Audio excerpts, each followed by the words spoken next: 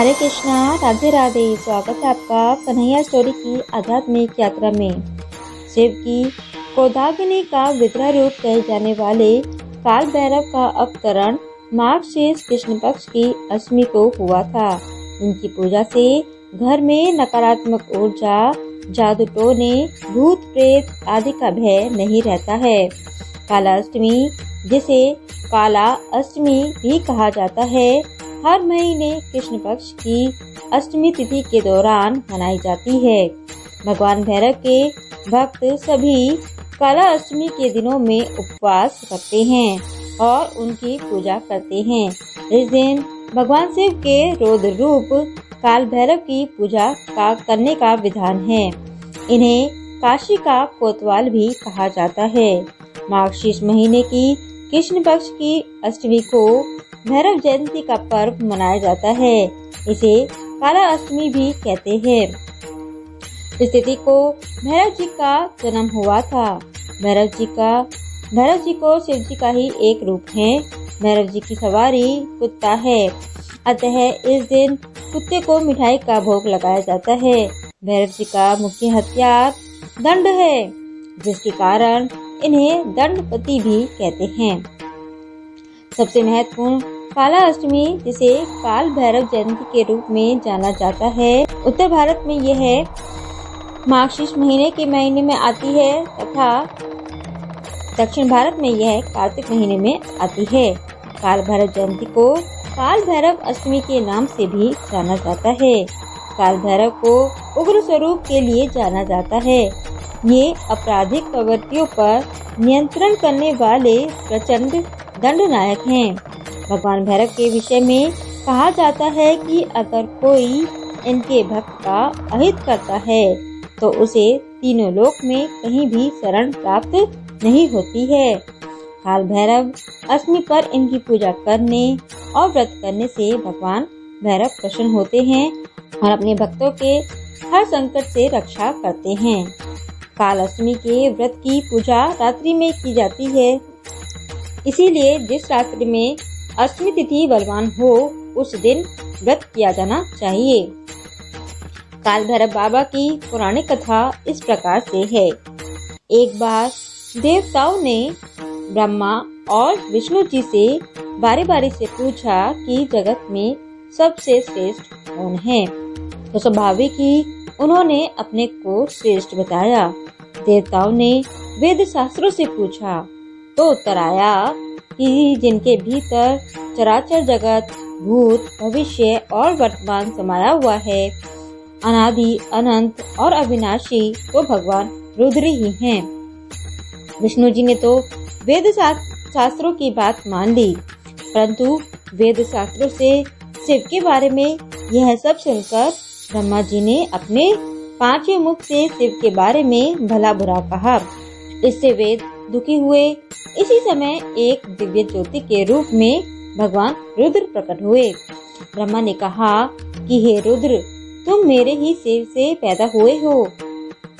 अधिक रुदन के कारण मैंने तुम्हारा नाम रुद्र रखा है, अतः तुम मेरी सेवा में आ जाओ।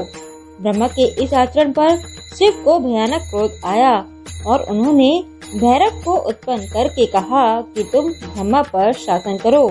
उस दिव्य शक्ति संपन्न भैरव ने अपने बाएं हाथ की सबसे छोटी उंगली के नाखून से शिव के प्रति अपमानजनक शब्द कहने वाले ब्रह्मा जी के पांचवें सर को काट दिया। ब्रह्महत्या से मुक्ति के लिए भगवान शिव ने भैरव को सभी तीर्थों के दर्शन करने को कहा। तब काल भैरव ने अपने एक हाथ में ब्रह्मा जी का कटा हुआ सर लेकर बारी बारी से सभी तीर्थों के दर्शन किए और सभी नदियों में स्नान किया। फिर भी उनको ब्रह्म हत्या के पाप से मुक्ति नहीं मिली। अंत में वे काशी पहुँचे। वहां जाते ही उनको ब्रह्म हत्या के पाप से मुक्ति मिल गई।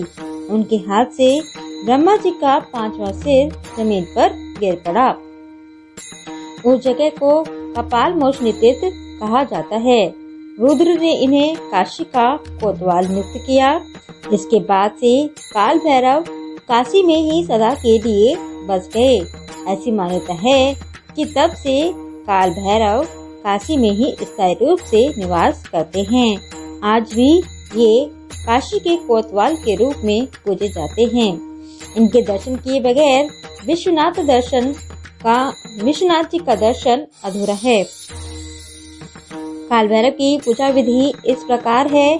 काल भैरव अष्टमी को सुबह जल्दी उठकर स्नान आदि करके व्रत का संकल्प लें। इसके बाद नजदीक के किसी मंदिर में जाकर भगवान काल भैरव, भगवान शिव और देवी दुर्गा की पूजा करें।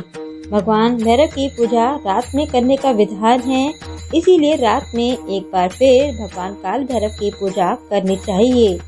अर्धरात्रि यानी कि 12 बजे के लगभग धूप, दीपक, काले तिल, उड़द और सरसों के तेल से भगवान काल भैरव की विधिवत पूजन करें और आरती करें। भैरव महाराज को गुलगुले यानी कि गुड़ और आटे से बनी मीठी पूरी, हलवा या जलेबी का भोग लगाना चाहिए। भोग लगाने के बाद वहीं बैठकर भैरव चालीसा का पाठ करें। पूजन संपन्न हो जाए तो जिन चीजों का भोग आपने भैरव जी को लगाया है वे सभी काले कुत्ते को भी खिलानी चाहिए, या फिर कुत्ते को मीठी रोटियां खिलाएं, क्योंकि कुत्ते को ही भगवान भैरव का वाहन माना गया है। काल भैरव की साधना विधि इस प्रकार से है। काले रंग के वस्त्र धारण कर तथा काले रंग का ही आसन बिछाकर दक्षिण दिशा की ओर मुंह करके बैठे और इस मंत्र का 108 बार जाप करें। काल भैरव जी का मंत्र है ओम ब्रह्म काल भैरवाय फट। ओम ब्रह्म काल भैरवाय फट। इस साधना से भय का विनाश होता है। इस प्रकार विधिवत पूजा करने से भगवान काल भैरव की कृपा आप पर बनी रहेगी। काल भैरव के प्रसिद्ध मंदिर इस प्रकार से हैं। काल भैरव बाबा का प्रसिद्ध मंदिर वाराणसी में है, जो कि कैंट से लगभग 3 किलोमीटर की दूरी पर स्थित है। इन्हें वाराणसी का कोतवाल भी कहा जाता है। काल भैरव बाबा का दूसरा प्रसिद्ध मंदिर उज्जैन में स्थित है, जो कि महाकाल मंदिर से 5 किलोमीटर की दूरी पर स्थित है। भैरव बाबा का तीसरा प्रसिद्ध मंदिर मिर्जापुर के विंध्याचल मंदिर परिसर में है, जहां बाबा का बटुक भैरव रूप है और यह देश का एक ऐसा मंदिर है जहां पर भैरव जी के साथ भैरवी भी मौजूद हैं। काल भैरव जी का प्रिय प्रसाद मदिरा है।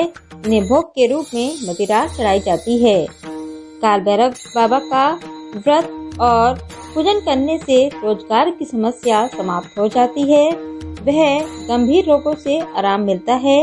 वह गुप्त शत्रु बाधा भी समाप्त हो जाती है। तो ये थी काल भैरव के जयंती और कालाष्टमी के बारे में जानकारी।